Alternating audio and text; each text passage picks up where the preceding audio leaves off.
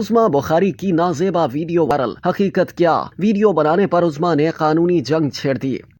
وزیر اطلاعات پنجاب اور رہنما مسلم لیگ نون عظمیٰ بخاری سے منسوب ایک نازیبا ویڈیو سوشل میڈیا پر وائرل ہو گئی۔ مختلف سوشل میڈیا اکاؤنٹس کی جانب سے یہ ویڈیو شیئر کر کے عظمیٰ بخاری کو شدید ٹرولنگ کا نشانہ بنایا جا رہا ہے، لیکن حقیقت یہ ہے کہ سوشل میڈیا پر وائرل یہ نازیبا ویڈیو جعلی ہے، جس میں موجود خاتون کا چہرہ ایڈٹ کر کے عظمیٰ بخاری کا چہرہ لگایا گیا ہے۔ وزیر اطلاعات پنجاب نے اپنے ایکس اکاؤنٹ پر مذکورہ نازیبا ویڈیو کے اسکرین شاٹ شیئر کرتے ہوئے لکھا تھا کہ کل لاہور ہائی کورٹ میں چیف جسٹس صاحبہ سے اپنے لیے انصاف مانگنے جاؤں گی۔